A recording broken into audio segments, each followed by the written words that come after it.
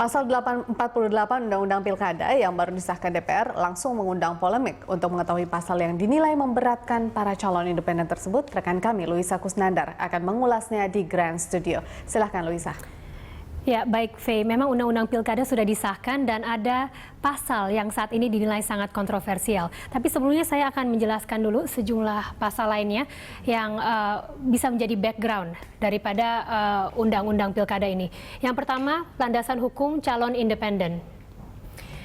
Berdasarkan pasal 42 Undang-Undang Nomor 8 Tahun 2015, kini sudah secara hukum dan secara sah bahwa pasangan Ahok Heru ini sudah bisa maju menjadi calon kepala daerah nanti berdasarkan dukungan perseorangan. Di sini dikatakan bahwa pasangan calon gubernur dan calon wakil gubernur didaftarkan ke KPU provinsi oleh partai politik, gabungan partai politik, ataupun perseorangan. Jadi ini berdasarkan hukum, landasan hukumnya sudah ada dan sudah secara sah. Sekarang kita lihat pasal apa yang saat ini menjadi kontroversial. Pasal yang menjadi kontroversial adalah pasal 48, revisi Undang-Undang Pilkada nomor 8 tahun 2015. Kita lihat sini di ayat pertama, ini dikatakan bahwa pasangan calon atau tim yang diberikan kuasa oleh pasangan calon harus menyerahkan dokumen syarat dukungan pencalonan untuk pemilihan gubernur dan wakil gubernur kepada KPU provinsi. Ini nantinya akan dilakukan verifikasi administrasi dan dibantu oleh PPK dan PPS. Nah, kata kuncinya di sini adalah verifikasi, karena ternyata untuk melakukan proses verifikasi ini ada sejumlah hal yang dinilai memberatkan para pendukung-pendukung Ahok yang sudah mengumpulkan KTP-nya. Ini saya kasih lihat, ini berikut ini saya perlihatkan, ini ayat 1A. Verifikasi administrasi sebagaimana dimaksudkan pada ayat 1 ini.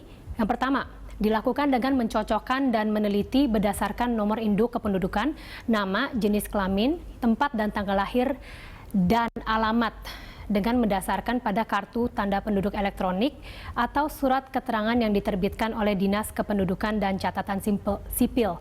Jadi ini adalah tahap pertama dari proses verifikasi ini, dan sebenarnya cukup simpel ya. Intinya adalah dari sejumlah formulir-formulir pendukung Ahok yang saat ini berjumlah 950.000 lebih. Intinya semua data-datanya harus sudah akurat dan sudah benar. Tapi ini juga berarti bahwa apabila ada nama yang salah, apabila ada alamat ataupun domisili yang tidak sesuai, apabila KTP-nya cacat, maka KTP itu dianggap gugur dan jumlah dukungannya jelas langsung berkurang dari tahap awal ini. Kita lanjutkan ke ayat berikutnya. Ayat 2, KPU Provinsi atau KPU Kabupaten Kota dibantu oleh pasangan calon perseorangan atau tim yang diberikan kuasa oleh pasangan calon menyerahkan dokumen syarat dukungan sebagaimana dimaksudkan pada ayat 1 kepada PPS untuk dilakukan verifikasi faktual paling lambat 28 hari sebelum waktu pendaftaran pasangan calon dimulai. Saya lanjutkan dulu. Di ayat 3 ini, verifikasi faktual sebagaimana dimaksud pada ayat 2 dilakukan paling lama 14 hari terhitung sejak dokumen syarat dukungan pasangan calon perseorangan diserahkan ke PPS. Dan yang menjadi kata kunci di sini adalah bahwa verifikasi faktual ini hanya akan dilakukan dalam waktu 14 hari saja. Ini berarti dalam waktu 14 hari, seluruh KTP yang terkumpul sudah harus selesai diverifikasi hanya dalam waktu 2 minggu saja. Dan ini saya lanjutkan, verifikasi faktual sebagaimana dimaksud pada ayat 2 dilakukan dengan metode sensus dengan menemui langsung setiap penduduk calon. Jadi hanya dalam waktu 2 minggu saja tim KPU harus menemui para pendukung calon independen itu secara bertatap muka, secara langsung untuk memverifikasi dukungannya. Dan yang di sini ayat 3B mengatakan bahwa verifikasi faktual sebagaimana dimaksud pada ayat 2 dan ayat 3 terhadap pendukung calon yang tidak dapat ditemui pada saat verifikasi faktual, pasangan calon diberikan kesempatan untuk menghadirkan pendukung calon yang dimaksud di kantor PPS paling lambat 3 hari terhitung sejak PPS tidak dapat menemui pendukung tersebut. Nah, pasal inilah yang dimana dianggap memberatkan para pendukung calon independen karena hanya diberikan waktu 3 hari saja bagi pendukung itu untuk memverifikasi dukungannya. Jadi katakanlah apabila pendukung tersebut sakit ataupun kerja ataupun di luar negeri. Apabila dalam waktu 3 hari itu ia tidak dapat memverifikasi dukungannya, maka suaranya gugur.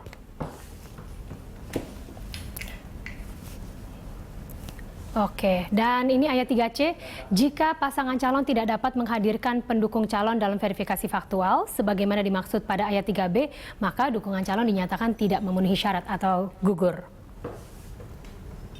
Sekarang kita sudah melakukan asumsi verifikasi faktual untuk pasangan calon independen Ahok Heru. Relawan teman Ahok katakanlah berhasil mengumpulkan 1 juta KTP dukungan. Saat ini memang pasangan Ahok Heru sudah mengumpulkan 950.000 dukungan, tapi memang targetnya adalah 1 juta. Kita asumsikan saja sudah mencapai 1 juta KTP dukungan. Nah, Jakarta memiliki lebih kurang 267 kelurahan. Ini berdasarkan data tahun 2013. Maka tiap PPS berarti wajib memverifikasi 3.745 KTP. Waktu kerjanya hanya 14 hari, untuk verifikasi hanya 2 minggu saja, maka ini berarti satu PPS harus memverifikasi 267 KTP per harinya. Dan ini jelas angka yang sangat banyak ya, untuk jangka waktu 1 hari saja harus bisa verifikasi 267 orang per harinya. Sekarang kita lihat sejumlah wacana yang saat ini yang selama ini sudah berlangsung yang memperberat calon independen. Yang pertama, dukungan KTP harus menyertakan nama wakil gubernur. Kita tahu kalau di awal pengumpulan KTP untuk pasangan Ahok Heru ini, memang formulir awalnya untuk teman Ahok hanya ada nama Basuki Cahayapurnama, dan saat itu pun sudah terkumpul sekitar 700.000 lebih jumlah dukungan. Tapi karena ternyata dukungan KTP di formulirnya harus menyertakan nama wakil gubernur, yakni Ahok dengan Heru Budi, maka setelah itu teman Ahok harus kembali mengulang, kembali memberikan formulir baru yang kemudian harus kembali diisi untuk kedua kalinya untuk para pendukung, dan sekarang sudah mencapai 950.000 lebih suara. Yang kedua, dukungan tiap orang harus dibubuhi materai. Nah, untuk wacana ini sempat muncul pada saat perubahan kedua aturan KPU nomor 9 tahun 2015. Sempat ada wacana ini harus dibubuhi materai di setiap formulir, tapi akhirnya dibatalkan, dan keputusan terakhir adalah bahwa materai hanya perlu dibubuhi di formulir untuk verifikasi per kelurahan saja. Nomor 3, dukungan memakai formulir resmi KPU ini sudah diadopsi oleh tim teman Ahok, di mana formulir teman Ahok sudah melengkapi formulir bahkan lebih rinci dan juga lebih detail daripada yang diminta oleh KPU. Selanjutnya nomor 4, syarat dukungan naik 15 sampai 20% dari DPT.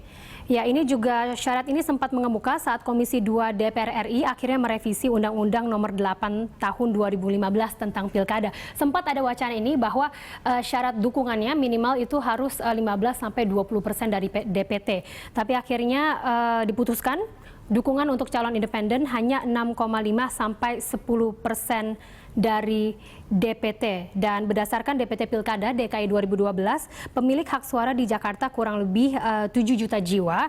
Jadi dengan putusan MK, maka calon gubernur independen di DKI minimal harus mengantongi KTP sebanyak 7,5% dari 7 juta DPT atau sekitar 530.000 fotokopi KTP. Dan yang terakhir, nomor 5, wacana yang saat ini sedang berlangsung yang katanya memperberat calon independen adalah verifikasi faktual metode sensus. Ini dia yang sudah kita bahas. Jadi intinya tim KPU harus memverifikasi 1 juta, katakanlah asumsi 1 juta KTP dalam waktu 2 minggu saja secara langsung kepada seluruh pendukung Ahok Heru. Nah, pertanyaan di sini, seberapa besarkah pengaruh dari revisi undang-undang ini akan mengurangi jumlah pendukung Ahok nantinya, dan apa pula yang bisa dilakukan oleh para pendukung Ahok atau para teman Ahok supaya mempermudah tim KPU untuk memverifikasi jumlah KTP yang sudah terkumpul. Kembali ke Anda, Faye. Luisa, akan saya tanyakan semua poin-poin tersebut ke narasumber kita hari ini. Terima kasih atas persentase Anda. Sebelum saya ke Pak Hadar, saya ke Pak Putu dulu. Pak, babak belur nggak sih sebenarnya? Ini banyak banget ini loh aturan-aturannya sampai kita katakan mungkin ini dianggap sebagai penjagalan entah ini yang terakhir atau masih ada lagi. Tapi artinya bahwa dari teman Ahok sendiri melihat apakah mungkin bisa dalam kondisi saat ini kemudian membantu KPU untuk tetap melakukan verifikasi dalam kurun waktu yang cukup singkat ini. Sebelum saya jawab itu, sebagai mantan komisioner saya sebenarnya sedih itu. Karena ini sekali lagi ini Jakarta sentris. Ini urusannya bukan soal Jakarta, tapi urusan Papua, urusan yang lain-lain. Nanti repotnya di situ pasal ini gitu. Tidak ada urusan dengan Jakarta. Kalau Jakarta sendiri misalnya soal 1 juta, maka pertanyaannya adalah di Mas Hadar yang akan jawab itu. Apa bisa anak buahnya Mas Hadar itu nyari pendukung kita 267 per hari. Ketika faktanya nanti bicara soal anggaran di DKI Jakarta jumlahnya sangat terbatas misalnya. Iya. Nah, kualitas verifikasi yang dilakukan oleh verifikator di lapangan oleh teman-teman PPS inilah yang nanti akan jadi masalah. 267 itu. Nah, kalau ditanya apa yang akan kami lakukan, kita sudah sangat siap dengan metode yang akan dilakukan ini. Oke. Ya, salah satunya sudah mulai kita kencangkan semua infrastruktur kita sampai bawah, sehingga nanti salah satu yang akan kita lakukan, kita akan cek PPS dengan verifikatornya per kelurahan ada jumlah berapa? Oh 20, kita mau main 2 kali lipat. Nah, 40 orang relawan kita 40 orang turunkan. akan diturunkan. 1 orang akan di backup oleh 2 orang. Oke. Nah, sehingga tidak perlu kawan-kawan verifikator ini harus mencari kemana. Kita yang nunjukin orang ini di sini, ayo kita jalan. Orang ini di sini, ayo kita jalan. Nah, itu misalnya. Baik. Termasuk nanti soal metode kolektifnya secara bersama-sama. Ya, karena kan kita tahu bahwa memang artinya dukungan fiktif ini masih menjadi momok juga. Poin krusial itu sebetulnya di sini, Mbak, yang jadi masalah di bawah itu. Pertama, mampukah teman-teman verifikator memverifikasi 267 per hari? Oke. Kedua, kalau ia kemudian tidak mampu dan tidak ketemu, bagaimana mengatasi tumpukan hutang ini? Nah, 267 ngutang 100 lagi ngutang, nambah hutangnya. Bagaimana? Yang ketiga kemudian metode di lapangan, kalau betul memang ketika tidak didampingi katakanlah, kalau di tempat lain nanti pasti kemungkinan tidak didampingi, orang itu tidak ditemukan, ya orang itu tidak ditemukan. Apa buktinya bahwa dia tidak ditemukan?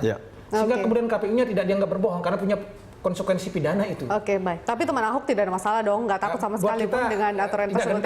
Oke, baik. Kita lanjutkan perbincangan di segmen berikutnya. Pemirsa tetaplah bersama kami di Prime Time Talk.